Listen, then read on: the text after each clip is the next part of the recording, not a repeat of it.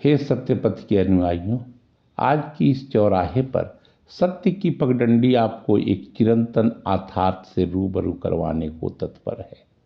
शिकारी आएगा, जाल बिछाएगा, दाना डालेगा, पर लोभ से फंसना नहीं। यही स्लोगन कमोवेश पक्षी समुदाय रटते रहते हैं न सदा, और रटते रटते फंसते रहते भी हैं। लोभ तो वही फांस है ना, जो अपनी रंग बिरंगी स्वरूप बना हमें सदा पतन का मार्ग दिखलाता है। सज्जनों, मानव भी तो वही पक्षियों का झुंड है जो दाना देखा नहीं जाल में उलझ जाता है। सुख का अभिलाषी ये मानव वृंद हमेशा इस उलझबासी को क्यों गाते रहते हैं? अपने लक्ष्यों से इतर क्यों चलते हैं? बरसे कंबल भींगे पानी, यही उलटवासी है ना जिसे लोग गाते हैं। शबनम सुनने में मीठा लगता है, पर इससे कभी प्यास मिटती है क्या? फैंसी एवं अर्धनग्न परिधानों से हम ठंड को भगा सकते हैं क्या? अंधेरी रात में चमकते तारे से हम अपने घर को उजाला कर सकते हैं क्या? आपका उत्तर होगा नहीं, ये संभव ही नहीं। तो फिर जो मानवता एवं मानवीय मूल्यों के लिए असंभव संसाधनों को हम क्यों अपनाते हैं भला? मिथ्या धन को पाने की अभिलाषा में भ्रष्टाचार का सुचारू संवाहन हम क्यों करते हैं? भ्रष्टाचार व्यक्ति विशेष नहीं, अपितु समस्त मानव जनों की दुर्बलता है। इसे और अच्छी तरह से समझें। एक ईमानदार एवं कर्तव्यनिष्ठ राजा के दरबार में राज्य के कृषकों के प्रोत्साहन हेतु किसान मेला का आयोजन किया गया। दूर दूर से किसान अपने द्वारा उत्पादित फल सब्जियों आदि की विशेष प्रजाति को प्रदर्शन के लिए राजा के दरबार में लाए। वहां उपस्थित सभी फल सब्जियां एवं अन्य कृषक उत्पाद अनुपम थे। तय समय पर राजा अपने मंत्रियों के साथ उस किसान मेले में पहुंचे तथा वहां लगाए गए एक एक उत्पाद का निरीक्षण किया, क्योंकि उन उत्पादों में सर्वश्रेष्ठ को पुरस्कृत भी तो करना था। खैर, अत्यंत सूक्ष्म निरीक्षण एवं पड़ताल के उपरांत राजा को भीमा नामक किसान के द्वारा प्रदर्शित उत्पाद सर्वश्रेष्ठ लगा। राजा बोले, भीमा का उत्पाद सर्वोत्तम है तथा इसे प्रथम पुरस्कार दिया जाता है। रघु का उत्पाद को द्वितीय तथा रमिया के उत्पाद को तृतीय पुरस्कार के योग्य राजा ने पाया। इन तीनों किसानों को सामने बुलाया जाए। राजाज्ञा से तीनों किसान राजा के समक्ष प्रस्तुत हुए। राजा साहब ने सबसे पहले रमिया को बुलाकर उसे 100 स्वर्ण मुद्राओं का उपहार दे दिया और उसे खुशी खुशी वहां से विदा किया। फिर बारी आई रघु की। राजा साहब ने रघु को 200 स्वर्ण मुद्राओं के साथ वहां से विदा किया। अब बारी भीमा की थी। राजा साहब बोले, भीमा, तुम्हारा उत्पाद सचमुच अनुपम है। मैं तुम्हें 1000 स्वर्ण मुद्राएं पुरस्कार स्वरूप प्रदान करता हूं, पर यदि तुम्हें और कुछ चाहिए तो बोलो। भीमा सिर नवाए बड़ी अदब से बोला, महाराज, हमें स्वर्ण मुद्राएं नहीं चाहिए।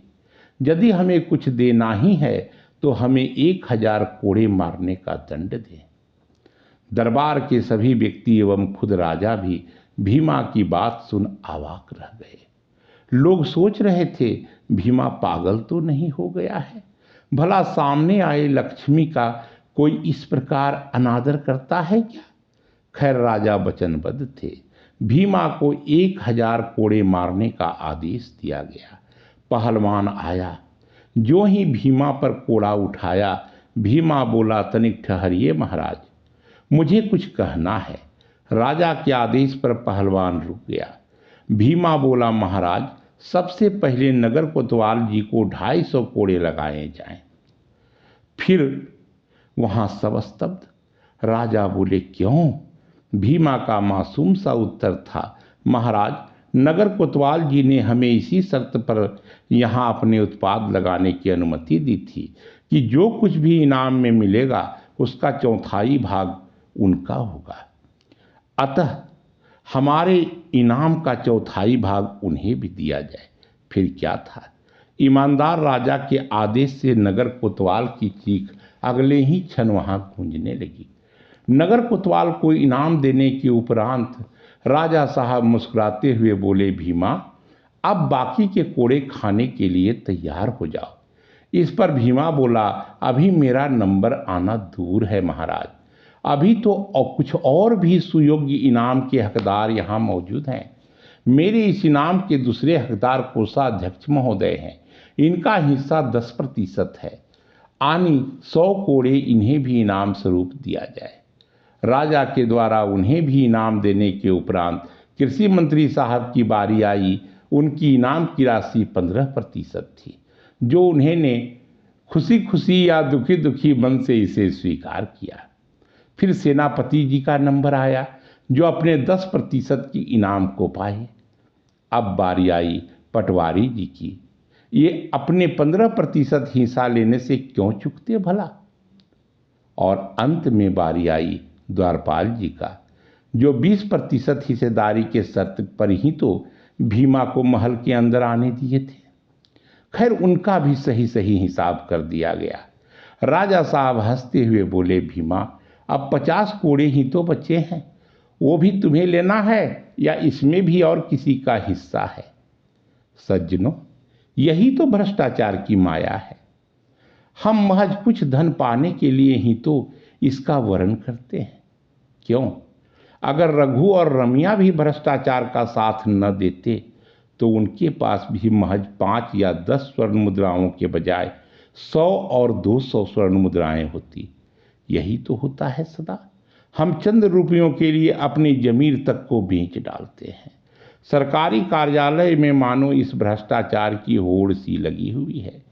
कमीशन खोरी की यही तो बला है कि यहाँ के राजनेता तक को कहने को मजबूर होते हैं कि हम तो वहाँ से 1 रुपया लोगों के कल्याण के लिए भेजते हैं, पर न जाने क्यों वह इनके पास आते आते चवन्नी बन जाता है।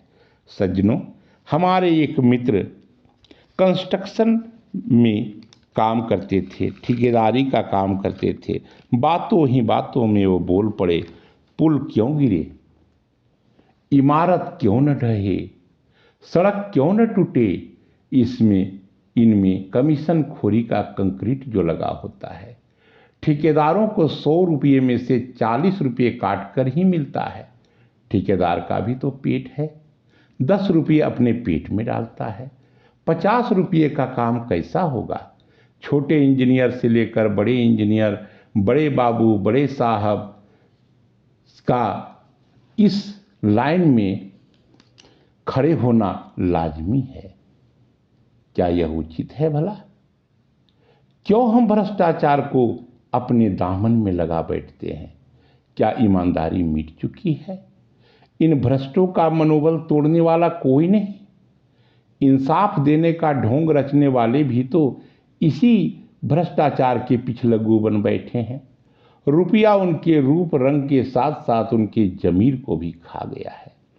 अवैध कमाई के चक्कर में ये उस कर्तव्य को भूल जाते हैं जिसके लिए आम जन उन्हें बड़े आशा से इस लायक बनाया है। लेकिन भ्रष्टाचार एक दुमुही तलवार है। यह कभी कभी अपने पुजारी को भी काट डालता है। इसे भी हमें नजरअंदाज नहीं करना चाहिए। सज्जनों, हम भ्रष्टाचार को क्यों अपनाते हैं? चिंता से चतुराई घटे, दुख से घटे शरीर, पाप से लक्ष्मी घटे, कह गए दास कबीर। कि इन महान सीख को हम क्यों उलट देते हैं भला?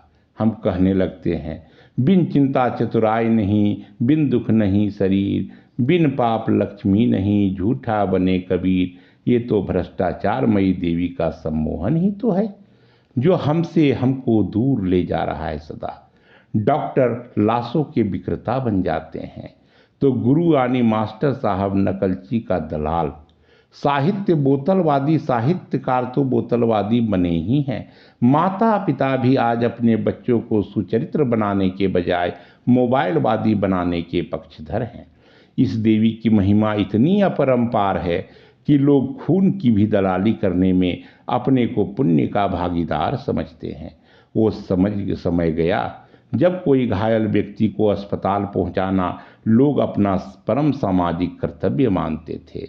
आज घायल हो किसी तड़पते व्यक्ति का रील बनाना ही तो उनका सौभाग्य बन गया है। खैर, इस विषय पर और भी चर्चा जरूरी है। तो मिलते हैं। हमें भ्रष्टाचार के सुचारू संवाहन पर गर्व है कि दूसरे भाग में। आखिर समझ ही तो हमें समझदार बनाता है। धन्यवाद।